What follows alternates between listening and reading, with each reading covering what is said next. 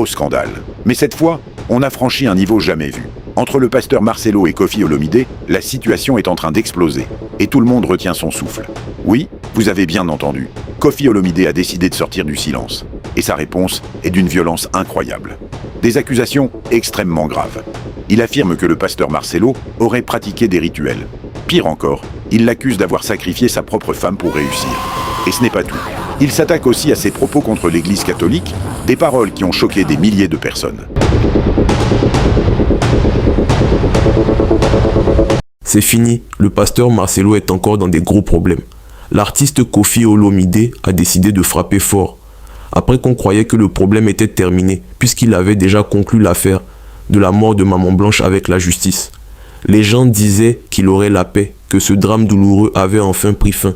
Mais soudain, on se rend compte que ce qu'il avait déclaré par rapport à Papa Wemba revient encore cette semaine bouleverser les réseaux sociaux. Comment cela? Avant de comprendre réellement ce qui se passe, il faut d'abord revenir aux propos du pasteur. Qu'est-ce qu'il avait dit? Et pourquoi Koffi Olomidé a-t-il décidé de réagir encore aujourd'hui? Pour d'autres personnes, ils affirment que c'est parce que le pasteur Marcelo et Koffi Olomidé ne sont pas dans les mêmes réseaux, pas dans les mêmes cercles, disons les mêmes sectes diaboliques si on veut appeler les choses par leur nom. C'est pourquoi ils s'affrontent. Ils seraient dans des secteurs différents. Et cette différence-là serait à la base de toute cette guerre ouverte que l'on voit éclater sur la place publique. Mais commençons depuis le début pour bien comprendre. Kinshasa est une ville où la rumeur court vite, où une déclaration peut embraser des quartiers entiers en quelques heures. Et cette fois-ci, ce n'est pas une simple rumeur. Ce sont des paroles prononcées, enregistrées, diffusées sur les réseaux sociaux, par un homme qui se présente comme un serviteur de Dieu, un pasteur respecté, une référence morale pour la jeunesse congolaise, le pasteur Marcelo Tunasi. Cet homme, bien connu dans les milieux évangéliques de Kinshasa, a pris la parole pour s'attaquer à la mémoire de Papa Wemba, l'une des figures les plus emblématiques de la musique africaine. Une icône, un père spirituel pour des millions de fans. Et voilà que Marcelo, Bible en main, déclare que Papa Wemba est à la base de la destruction de la jeunesse congolaise. Cette phrase-là, elle n'est pas passée inaperçue. Loin de là, Koffi Olomidé, le grand Mopao, lui qui est pourtant habitué aux polémiques, lui qui a traversé des tempêtes judiciaires, des scandales, des moments difficiles devant la justice, lui qui pensait peut-être qu'on allait le laisser tranquille maintenant, décide lui aussi de monter au créneau, et pas pour défendre sa propre image cette fois. Non, il sort de sa réserve pour répondre à ce pasteur. Pourquoi? Parce que ce que Marcelo a dit touche à quelque chose de plus profond que la simple polémique. Cela touche à l'identité culturelle congolaise, à la musique, à la mémoire collective d'un peuple. Et quand tu attaques Papa Wemba, tu attaques quelque chose qui dépasse la personne, tu attaques une légende. Maintenant, ce que les gens murmurent dans les coulisses, ce que certains n'osent pas dire à voix haute mais que tout le monde pense, c'est que cette guerre entre Koffi Olomidé et le pasteur Marcelo n'est pas simplement une histoire de bonnes mœurs ou de valeurs morales. Non, certains vont plus loin. Ils disent, et attention parce que ce que je vais vous dire va peut-être vous surprendre, ils disent de ce temps que cette tension entre eux serait liée au fait qu'ils appartiendraient à des cercles occultes différents, des sectes différentes, si vous voulez. Et dans ces milieux-là, on ne se fait pas de cadeaux. Quand tu n'es pas dans la même loge que ton adversaire, quand tu n'es pas dans le même réseau, quand tu n'obéis pas au même maître de l'ombre, tu deviens automatiquement un ennemi. Et l'ennemi, on l'attaque, on l'expose, on cherche à le discréditer aux yeux du public. Voilà donc l'angle que certains analystes de la scène congolaise avancent pour expliquer cet affrontement. Ce ne serait pas une guerre de valeurs, ce serait une guerre de territoires occultes. Et Marcelo, en attaquant Papa Wemba, aurait en réalité touché à quelque chose qui concerne directement Koffi, quelque chose qui leur est commun, une connexion invisible que les non-initiés ne voient pas. Et Koffi, lui, ne pouvait pas rester silencieux, parce que le silence dans ce type de situation, c'est une faiblesse. Et Koffi Olomidé n'est pas homme à montrer sa faiblesse. Mais au-delà de ces théories, revenons aux faits concrets. Ce qui a tout déclenché, c'est une vidéo.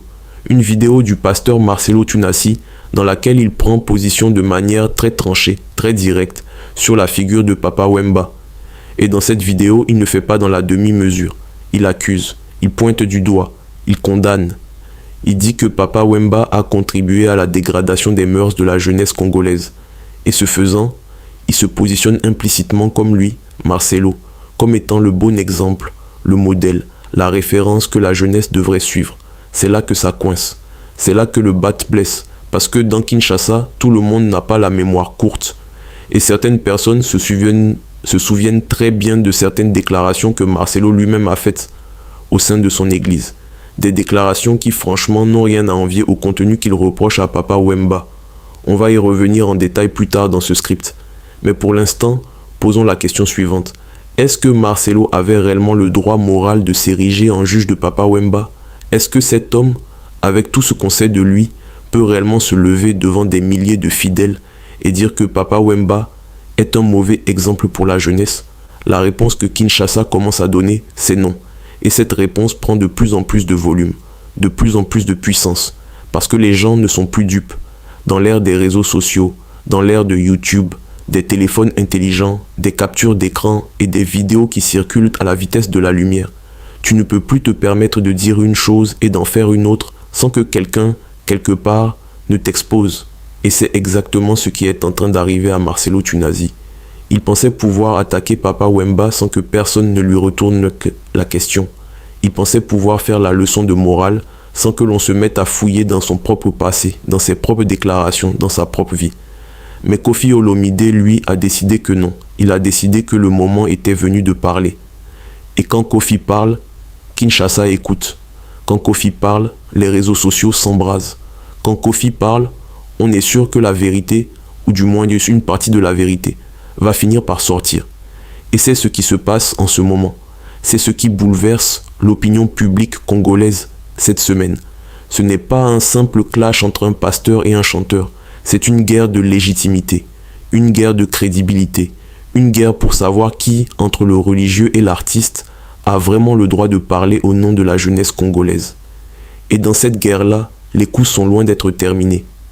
Ce qui est fascinant dans cette affaire, c'est la vitesse à laquelle les positions se cristallisent. D'un côté, vous avez les fidèles de Marcelo, ceux qui croient en lui, ceux qui le suivent chaque dimanche, ceux pour qui il est l'homme de Dieu intouchable, loin du Seigneur qu'on ne peut pas remettre en question. De l'autre côté, vous avez les fans de Papa Wemba et les supporters de Koffi Olomide, des millions de personnes pour qui la musique congolaise est une religion en elle-même, une identité, une fierté nationale. Et entre ces deux camps, il y a un no man's land où se trouvent tous ceux qui regardent et qui essayent de comprendre ce qui se passe réellement. Et nous, notre rôle ici, c'est justement de vous donner les clés de compréhension. C'est de vous aider à voir au-delà des déclarations tonitruantes, au-delà des accusations et des contre-accusations. Parce que dans cette affaire, rien n'est simple, rien n'est blanc ou noir. Il y a des zones grises, il y a des intérêts cachés, il y a des vérités que certains préféreraient garder sous silence. Et c'est précisément parce que ces vérités dérangent qu'elles méritent d'être dites. C'est précisément parce que ces révélations font mal que certains vont tout faire pour les étouffer. Mais on ne peut pas parler de cette affaire sans parler du contexte général dans lequel elle s'inscrit. Kinshasa, capitale d'un pays immense, d'un pays riche en ressources, mais pauvre en gouvernance, est une ville où la religion et la musique sont les deux piliers identitaires les plus forts. Quand un pasteur attaque un musicien légendaire, ce n'est pas une querelle personnelle, c'est un choc de civilisation à l'échelle d'une rue de Kinshasa. Et ce choc-là, il dit quelque chose de fondamental sur la société congolaise d'aujourd'hui. Il dit que la jeunesse cherche des repères. Il dit que les anciens modèles sont remis en question. Il dit qu'une nouvelle génération veut comprendre qui mérite vraiment d'être suivi, qui mérite vraiment d'être écouté. Et dans ce contexte-là, la déclaration de Marcelo sur Papa Wemba est arrivée comme une bombe qui a réveillé des tensions latentes, qui a rouvert des plaies que l'on croyait cicatrisées, et qui a contraint des personnalités comme Koffi Olomide à sortir de leur silence. Parce que le silence, dans ce cas précis, aurait été perçu comme une approbation. Et Koffi Olomide ne peut pas approuver ce que Marcelo a dit. Pas parce qu'il défend Papa Wemba personnellement, mais parce que ce que Marcelo représente, cette hypocrisie religieuse déguisée en zèle moral, c'est exactement le genre de choses qui met en danger la cohésion culturelle d'un peuple. C'est exactement le genre de choses qui divise, qui fracture, qui abîme. Voilà où nous en sommes. Voilà le point de départ de cette tempête. Et croyez-moi, ce n'est que le début. Parce que dans les parties suivantes de ce script, on va plonger encore plus profondément dans cette affaire. On va vous montrer ce que Marcelo a vraiment dit, sur Papa Wemba, mot pour mot. Pour vraiment comprendre la profondeur de ce conflit, il faut remonter à la source. Il faut aller chercher ce qui se cache derrière les mots, derrière les déclarations, derrière les postures publiques. Et pour cela, il faut commencer par poser une question simple, une question que beaucoup de gens à Kinshasa n'osent pas encore poser à voix haute, mais qui brûle sur toutes les lèvres. Est-ce que le pasteur Marcelo Tunasi est réellement ce qu'il prétend être? Est-ce qu'il est vraiment cet homme de Dieu, ce modèle de vertu, cette boussole morale qu'il s'efforce de projeter dans ses vidéos, dans ses prédications, dans ses sorties publiques? Parce qu'il faut comprendre une chose fondamentale sur Marcelo Tunasi. Cet homme a bâti toute sa réputation sur une image, l'image du pasteur droit, du serviteur de Dieu incorruptible, de celui qui dit la vérité même quand ça fait mal, de celui qui n'a pas peur de nommer les choses par leur nom. Et cette image, elle lui a valu une immense popularité. Des milliers de fidèles le suivent, des milliers de personnes regardent ses vidéos, des milliers de jeunes Congolais voient en lui une référence, un guide, quelqu'un à qui se fier dans un monde chaotique. Et c'est précisément parce que cette image existe que sa déclaration sur Papa Wemba a eu autant de résonance. Parce que quand un homme aussi suivi dit quelque chose, les gens ont tendance à le croire. Ils ont tendance à adhérer, à valider, à partager. Mais voilà le problème. Et c'est là qu'on entre vraiment dans le cœur du sujet.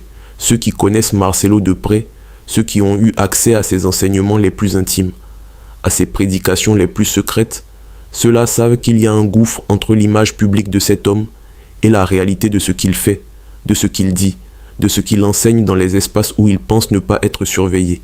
Et ce gouffre-là, ce n'est pas une simple incohérence, ce n'est pas une erreur de parcours, c'est une contradiction structurelle, fondamentale, qui remet en question tout ce sur quoi Marcelo a bâti sa légitimité. On a parlé tout à l'heure de sectes diaboliques différentes, et là je veux qu'on s'y arrête un moment parce que cette grille de lecture-là est utilisée par beaucoup de personnes pour expliquer le conflit entre Marcelo et Koffi Olomide. Certains analystes, certains observateurs de la scène religieuse et culturelle congolaise avancent que dans un certain type de milieu, dans certains cercles qui mêlent pouvoir spirituel, influences sociales et pratiques occultes, les tensions entre personnalités importantes ne sont jamais anodines. Elles sont toujours le reflet d'une guerre de territoire invisible, d'une compétition pour le contrôle des âmes, pour l'influence sur les masses, pour la mainmise sur les ressources symboliques et matérielles que représente une grande communauté de fidèles ou de fans. Et dans ce schéma-là, quand Marcelo attaque Papa Wemba, il ne s'attaque pas seulement à un défunt musicien, il s'attaque indirectement à tout un réseau, il s'attaque à tout un écosystème culturel dont Koffi Olomide fait partie. Et Koffi, qui connaît les règles du jeu mieux que personne, qui a survécu à des décennies de polémiques et de scandales, comprend immédiatement que cette attaque-là le concerne aussi, que si on laisse passer ce genre de déclaration sans répondre, c'est toute une partie de l'histoire culturelle congolaise qui risque d'être écrite au profit d'une vision religieuse étroite, intolérante et hypocrite. Mais allons encore plus loin, parce que la question que l'on doit se poser maintenant, c'est celle-ci. Sur quelle base Marcelo Tunasi s'est-il autorisé à prendre la parole pour juger Papa Wemba? Sur quelle légitimité? Sur quel fondement? Et c'est là que les choses deviennent vraiment intéressantes. Parce que Marcelo, dans sa vidéo, s'appuie sur la Bible. Il cite des versets. Il construit une argumentation théologique. Il se place dans la tradition des prophètes, des apôtres, des serviteurs de Dieu, de l'Ancien et du Nouveau Testament. Il se positionne comme étant dans la lignée d'Aaron, de Pierre, de Jean, de Jacques, de Paul. Il se présente comme quelqu'un qui a reçu un appel divin, une mission céleste, un mandat de Dieu, pour guider le peuple congolais. Et c'est précisément là que ceux qui ont étudié sérieusement la parole de Dieu, ceux qui connaissent les Écritures, posent le grand problème. Parce que si Marcelo se réclame de cette lignée biblique, s'il se dit être dans la tradition des vrais serviteurs de Dieu, alors il doit être capable de répondre à une question très simple. Qui l'a établi? Qui lui a imposé les mains? Quel prophète? Quel homme de Dieu reconnu l'a mandaté pour exercer ce ministère? Parce que dans la Bible, les serviteurs de Dieu ne s'auto-proclament pas. Aaron n'est pas devenu sacrificateur parce qu'il en a eu envie un matin. Pierre, Jean et Jacques ne se sont pas désignés apôtres eux-mêmes. Timothée n'est pas devenu ministre de la parole parce qu'il avait un beau téléphone et une chaîne YouTube populaire. Non, chacun d'eux a été établi, reconnu, imposé les mains par quelqu'un qui avait lui-même reçu cette autorité. Alors la question s'adresse directement à Marcelo Tunasi. Qui t'a imposé les mains? Qui t'a envoyé? Quel est ton prophète, ton Moïse? l'homme que Dieu a mandaté pour te reconnaître et te confier ce ministère? Et si cette question reste sans réponse, alors toute la structure de légitimité que Marcelo a construite s'effondre comme un château de cartes, parce qu'on ne peut pas se réclamer de la Bible pour juger les autres quand on ne peut pas soi-même satisfaire aux critères que cette même Bible établit pour la validité d'un ministère. Et là, on commence à comprendre pourquoi cette affaire est bien plus complexe qu'elle n'y paraît. Ce n'est pas simplement un pasteur qui critique un musicien. C'est un homme qui a construit une réputation sur des fondements que lui-même ne peut pas justifier par les textes qu'il prétend défendre, qui se retourne contre une figure culturelle majeure pour des raisons qui restent à clarifier. Et pendant ce temps-là, Koffi Olomide, lui, n'a pas besoin de se justifier par rapport à la Bible. Lui, son terrain, c'est la musique, c'est la culture, c'est l'art. Et sur ce terrain-là, sa légitimité est indiscutable. Des dizaines d'années de carrière, des millions de disques, une reconnaissance internationale, un héritage musical qui dépasse les frontières de la République démocratique du Congo. Alors quand ces deux mondes s'affrontent, quand le pasteur attaque l'artiste et que l'artiste décide de répondre, on assiste à quelque chose de fascinant. On assiste à la collision de deux systèmes de légitimité, de deux façons de construire et d'exercer une autorité symbolique dans la société congolaise. Et dans cette collision-là, les questions qui émergent sont bien plus importantes que la polémique elle-même. Qui a le droit de parler au nom du peuple? Qui a le droit de dire ce qui est bien ou mal? Qui a le droit de définir les modèles que la jeunesse devrait suivre? Ces questions-là, elles ne trouvent pas de réponse facile. Et c'est pour ça que cette affaire continue de faire des vagues. C'est pour ça que les réseaux sociaux congolais ne cessent d'en parler. Parce qu'au fond, ce conflit entre Marcelo et Koffi Olomide, c'est le miroir d'une société qui cherche ses repères. Une société qui a perdu confiance dans beaucoup de ses institutions, dans beaucoup de ses figures d'autorité. Une société qui commence à regarder ses leaders, qu'ils soient religieux ou artistiques, avec un regard plus critique, plus exigeant, moins naïf qu'avant. Et dans ce contexte-là, la révélation que ceux qui connaissent Marcelo de l'intérieur commencent à faire, c'est-à-dire que cet homme, contrairement à l'image qu'il projette, serait lui-même impliqué dans des pratiques qu'il dénonce publiquement chez les autres. Cette révélation-là a le pouvoir de tout changer. Elle a le pouvoir de transformer la perception que les gens ont de lui. Elle a le pouvoir de faire tomber un masque que beaucoup de personnes, parfois par respect, par habitude, ont choisi de ne pas regarder de trop près. Et c'est exactement pour cela que Koffi Olomide a choisi ce moment précis pour frapper. Pas pour rien. Pas parce qu'il s'ennuie, mais parce qu'il sait que le timing est crucial. Il sait que les gens sont en train d'ouvrir les yeux. Il sait que la fenêtre de vérité est en train de s'ouvrir. Et il veut être là, présent, fort, pour contribuer à ce moment de prise de conscience collective. Parce que dans une société comme la RDC, ces moments-là sont rares. Et quand ils arrivent, il faut les saisir. Parce qu'ils peuvent changer des choses. Ils peuvent modifier des trajectoires. Ils peuvent ouvrir des voies nouvelles pour une jeunesse qui cherche encore à comprendre dans quel monde elle est en train de vivre. Maintenant, parlons concrètement. Parlons de ce que Marcelo Tunazi a dit exactement sur Papa Wemba. Parce qu'on a beaucoup tourné autour du pot depuis le début. On a parlé du contexte, on a parlé des tensions de fond, on a parlé des cercles occultes supposés, on a parlé de la légitimité. Mais là, il faut regarder les faits en face. Il faut regarder les paroles de cet homme, telles qu'elles ont été prononcées, telles qu'elles ont circulé sur les réseaux, telles qu'elles ont choqué, blessé, indigné des milliers de personnes à Kinshasa et dans la diaspora congolaise à travers le monde. Marcelo Tunazi a donc pris la parole pour dire que Papa Wemba est à la base de la destruction de la jeunesse congolaise. Voilà, c'est dit, c'est clair, c'est tranchant. Et dans la bouche d'un pasteur, dans la bouche d'un homme qui se réclame de la parole de Dieu, de la Bible, de Jésus-Christ, ces mots-là ont un poids particulier, ils ont une autorité particulière aux yeux de ses fidèles. Parce qu'un pasteur, pour ceux qui le suivent, c'est quelqu'un qui parle au nom de Dieu. Et si le pasteur dit que Papa Wemba a détruit la jeunesse congolaise, alors pour ses fidèles, c'est presque comme si Dieu lui-même avait dit que Papa Wemba est un mauvais exemple. Mais regardons les choses de manière plus analytique. Papa Wemba, qui est-il dans l'histoire de la musique congolaise et africaine? Il est l'une des figures les plus importantes de la rumba congolaise. Il est le pionnier du mouvement sapeur en Afrique centrale. Ce mouvement qui prône l'élégance vestimentaire, la classe, le respect de soi à travers le vêtement. Il a traversé des décennies de carrière musicale. Il a porté la musique congolaise sur les grandes scènes internationales. Il est décédé en 2016 sur scène, au Festival Musique Métisse d'Angoulême en France, en faisant ce qu'il aimait par-dessus tout, chanter, danser, donner de lui-même à son public. C'est cette figure-là que Marcelo Tunasi accuse d'avoir détruit la jeunesse congolaise. Et quelle est la base de cette accusation? Quels sont les arguments que Marcelo avance pour soutenir cette thèse? Il parle des valeurs transmises par la musique de Papa Wemba. Il parle de l'influence culturelle de cet artiste sur la jeunesse. Il laisse entendre que les messages véhiculés par ses chansons, par son style de vie, par son image publique, auraient contribué à éloigner la jeunesse congolaise de Dieu, de la droiture, des bonnes valeurs morales. En résumé, pour Marcelo, Papa Wemba serait une sorte de diable culturel, un corrupteur de masse habillé en costume chic et accompagné par des rythmes de rumba endiablés. Mais voilà ce que Marcelo oublie, ou fait semblant d'oublier. Il oublie que Papa Wemba n'a jamais prétendu être un pasteur, il n'a jamais prétendu être un guide spirituel, il n'a jamais tenu une Bible en main pour se présenter comme un modèle de vertu divine. Papa Wemba était un artiste, un homme de la musique, un être humain avec ses forces et ses faiblesses, comme tout le monde, mais un homme dont l'art a touché des millions de cœurs, a fait danser des générations entières, a porté une culture magnifique aux quatre coins du monde. Et si des jeunes ont été influencés par lui, c'est parce que son art était puissant, était authentique, était vivant. Alors là, la question qui se pose naturellement, c'est est-ce que Marcelo est en train de nous dire que toute la musique congolaise était mauvaise?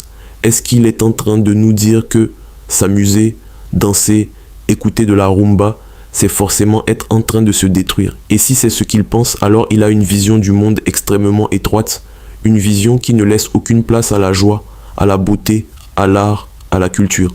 Une vision qui, si elle était généralisée, appauvrirait considérablement la richesse humaine et culturelle de la société congolaise. Mais ce qui rend cette déclaration encore plus problématique, c'est l'hypocrisie qui la sous-tend. Parce que pendant que Marcelo Tunasi pointe Papa Wemba du doigt, pendant qu'il l'accuse de mauvaise influence, lui-même, dans ses propres prédications, dans ses propres enseignements au sein de son église, a tenu des propos qui ont scandalité des fidèles et des observateurs extérieurs. On parle notamment de déclarations que Marcelo a faites dans le cadre de son ministère sur des sujets qui n'ont strictement rien à voir avec la spiritualité, au sens noble du terme. Des déclarations tellement crues, tellement inappropriées pour un homme qui se réclame de la parole de Dieu, que beaucoup de personnes ont eu du mal à croire qu'il s'agissait bien des paroles d'un pasteur. Parmi ces déclarations choquantes, il y a celle qui a le plus circulé sur les réseaux sociaux, celle qui a provoqué le plus de réactions, celle qui a mis en colère les plus fervents défenseurs de Marcelo eux-mêmes. Et cette déclaration, sans entrer dans des détails que la décence m'interdit de reproduire intégralement ici, concerne sa façon d'enseigner à ses fidèles les pratiques intimes au sein du couple. Marcelo aurait soutenu avec une arrogance que beaucoup ont trouvée insupportable que certaines pratiques sexuelles dans le cadre du mariage sont non seulement acceptables, mais encourageables. Et il l'aurait fait de manière très explicite, très directe, dans un cadre religieux, devant ses fidèles. Alors là, vous me direz peut-être, quel rapport avec Papa Wemba? Le rapport, il est simple. Le rapport, c'est le rapport de la cohérence, c'est le rapport de la crédibilité.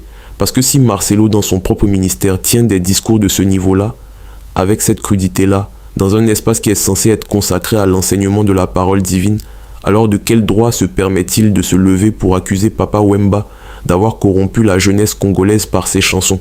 De quel droit cet homme se positionne-t-il comme le gardien de la morale publique quand lui-même, selon les témoignages de ceux qui l'ont entendu, transgresse allègrement les limites de ce qu'une communauté religieuse est censée enseigner? C'est cette contradiction fondamentale qui a mis le feu aux poudres. C'est cette hypocrisie criante qui a poussé beaucoup de gens à prendre la parole, pas seulement Koffi Olomidé, mais aussi d'autres voix, d'autres témoins, d'autres observateurs qui ont décidé que le moment était venu de dire ce qui se passe réellement.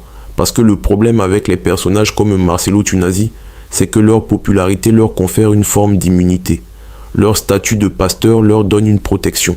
Parce que dans la culture congolaise, très profondément marquée par la foi chrétienne, on n'attaque pas un homme de Dieu.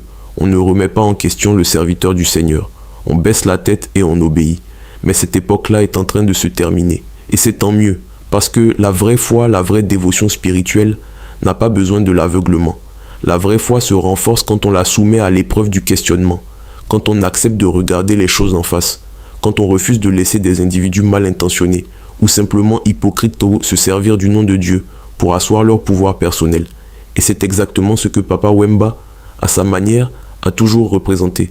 Non pas la piété religieuse, non pas la sainteté proclamée depuis une chaire, mais l'authenticité, la vérité de qui on est, le courage d'assumer son identité, sa culture, sa joie de vivre.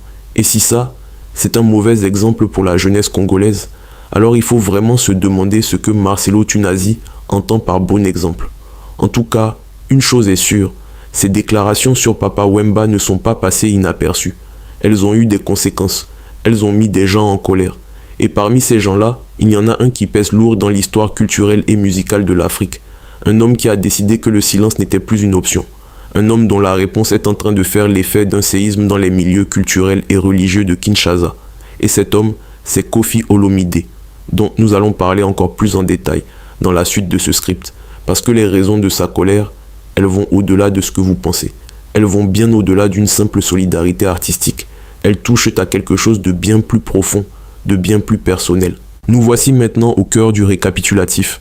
Après tout ce que nous avons dit, après toutes les couches que nous avons soulevées, il est temps de poser les choses clairement, de rassembler tous les éléments et de répondre à la question centrale de ce script. Pourquoi Koffi Olomide est-il entré en colère? Pourquoi cet homme, qui a survécu à tant de tempêtes dans sa propre vie, a-t-il choisi ce moment précis pour se lever et répondre à Marcelo Tunazi? La première raison, c'est la solidarité artistique et culturelle. Koffi Olomide et Papa Wemba ne sont pas simplement deux artistes congolais parmi d'autres.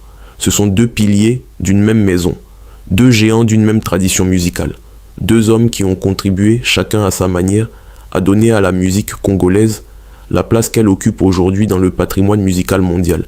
Et quand Marcelo Tunazi attaque Papa Wemba, quand il accuse cette légende d'avoir détruit la jeunesse congolaise, Koffi entend cela comme une attaque contre lui-même, comme une attaque contre toute une génération d'artistes, comme une tentative de réécrire l'histoire culturelle de son pays au détriment de ceux qui l'ont construite avec leur sueur et leur sacrifice. Et Koffi Olomide n'est pas homme à laisser passer ça, pas maintenant, pas quand il reste encore assez fort, assez influent, assez respecté pour parler et être entendu. Parce qu'un jour, lui aussi ne sera plus là, et il veut s'assurer que la vérité aura été dite avant ce jour-là. Il veut s'assurer que les générations futures auront accès à une version juste et équilibrée de l'histoire, et pas seulement à la version déformée qu'un pasteur hypocrite cherche à imposer. La deuxième raison de la colère de Koffi, c'est la question de l'hypocrisie. Parce que Koffi Olomide, contrairement à ce que certains de ses détracteurs voudraient te faire croire, n'est pas un homme sans conscience. Il a ses défauts, tout le monde le sait. Il a traversé des épreuves judiciaires, des scandales personnels, des moments sombres, mais il ne se cache pas derrière une Bible pour prétendre être quelqu'un qu'il n'est pas. Il ne se dresse pas en juge des autres, en prétendant être lui-même un modèle parfait. Et cette honnêteté-là, cette absence de double discours, c'est quelque chose que Koffi respecte en lui-même et qu'il exige des autres. Alors quand il voit Marcelo Tunazi, Bible en main, accuser Papa Wemba de mauvaise influence, tout en sachant ce que l'on sait sur les enseignements controversés de ce même Marcelo dans son propre ministère, la colère de Koffi est compréhensible. C'est la colère de quelqu'un qui ne supporte pas le double discours. C'est la colère de quelqu'un qui refuse que la vérité soit sacrifiée sur l'autel de la popularité religieuse. C'est la colère de quelqu'un qui dit, avec toute la force de sa personnalité, non, ça suffit. Les gens ont le droit de savoir. La troisième raison, c'est une question de respect pour les morts. Papa Wemba n'est plus là pour se défendre. Il est décédé en 2016, sur scène, dans l'exercice de ce qu'il aimait faire. Et dans la culture congolaise, comme dans beaucoup de cultures africaines, le respect dû aux ancêtres et aux défunts est quelque chose de fondamental. Attaquer la mémoire d'un mort, souiller l'héritage de quelqu'un qui ne peut plus répondre, c'est considéré comme un acte particulièrement lâche et particulièrement odieux. Et Koffi Olomide, qui appartient à cette même tradition culturelle, ressent cette attaque contre Papa Wemba comme une profonde indécence, comme une violence symbolique qui mérite d'être condamnée avec la plus grande fermeté. La quatrième raison de sa colère, c'est la question des jeunes, parce que le discours de Marcelo ne s'adresse pas à des adultes avertis. Il s'adresse à la jeunesse congolaise. Il cherche à façonner la vision du monde des plus jeunes. Il cherche à leur dire que Papa Wemba était un ennemi de leur épanouissement, que la musique est un piège, que la culture populaire est une menace. Et cette tentative de manipulation des jeunes esprits, Koffi Olomide la trouve dangereuse, pas seulement pour la mémoire de Papa Wemba, mais pour l'avenir de la société congolaise tout entière. Parce que si la jeunesse congolaise finit par croire que ses propres artistes, ses propres créateurs, ses propres figures culturelles sont des ennemis qu'il faut rejeter, alors elle sera condamnée à une forme d'appauvrissement identitaire terrible. Elle sera condamnée à se définir uniquement par la négation, par le rejet, par la peur de ce qui est propre à elle. Et ça, pour Kofi, c'est une catastrophe culturelle, une catastrophe identitaire, une catastrophe humaine. La cinquième raison, et peut-être la plus personnelle de toutes, c'est que Kofi lui-même a été visé indirectement par les déclarations de Marcelo. Parce que lorsque Marcelo parle de la musique congolaise comme d'un vecteur de destruction morale, il ne parle pas seulement de Papa Wemba. Il parle aussi, implicitement, de tous ceux qui font cette musique, de tous ceux qui ont construit cet héritage, de tous ceux qui continuent aujourd'hui à porter le flambeau de la rumba congolaise, d'une dombolo, de toutes ces formes musicales que le monde entier admire et qui font la fierté du peuple congolais. Et Kofi Olomide, en tant que l'un des plus grands représentants vivants de cet héritage, se sent visé, se sent concerné, se sent obligé de répondre. Mais revenons maintenant sur l'ensemble de l'affaire pour faire le bilan. Qu'est-ce qui s'est passé, en résumé? Marcelo Tounassi, pasteur très suivi à Kinshasa, a pris la parole pour accuser Papa Wemba d'être à la base de la destruction de la jeunesse congolaise. Cette déclaration a provoqué une onde de choc dans les milieux culturels et religieux de la capitale congolaise. Des voix se sont élevées pour contester la légitimité de Marcelo à juger Papa Wemba.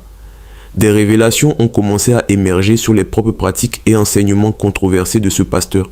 Kofi Olomide a décidé de prendre position, transformant ce qui aurait pu rester une polémique locale en un débat d'envergure nationale et même internationale. Et maintenant, tout le monde regarde, tout le monde attend de voir comment cette histoire va se terminer. Mais en réalité, cette histoire ne se terminera pas de sitôt. Parce que les questions qu'elle soulève dépassent largement le simple clash entre un pasteur et des artistes. Elle soulève des questions sur la responsabilité des leaders religieux face à leur communauté. Elle soulève des questions sur le droit de critiquer les figures culturelles d'un pays.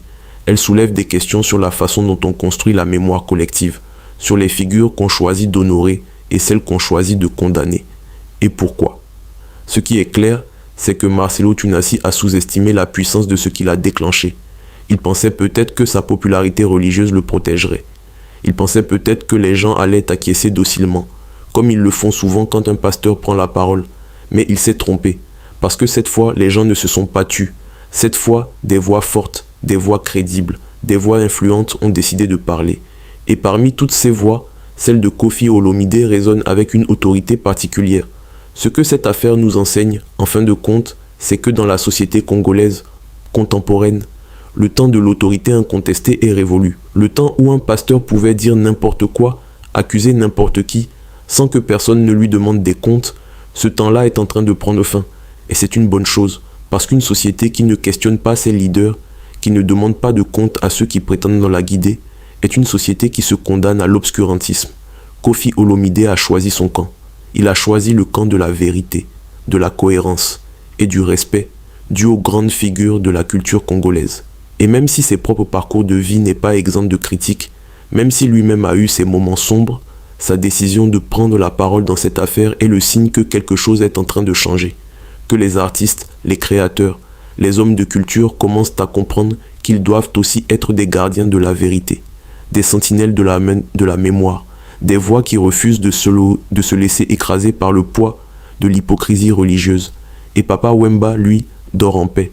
Parce que son œuvre, sa musique, son héritage, ils sont vivants. Ils continuent de faire danser, de faire pleurer, de faire vivre des millions de personnes à travers le monde. Et aucune déclaration, aussi retentissante soit-elle, ne pourra jamais effacer ça. Aucun pasteur, aussi influent soit-il, ne peut condamner ce que des millions de cœurs ont adopté comme une partie d'eux-mêmes. C'est ça la vraie puissance de la culture. Et c'est ça que Kofi Olomide est venu défendre, avec sa voix, avec sa colère, avec sa vérité.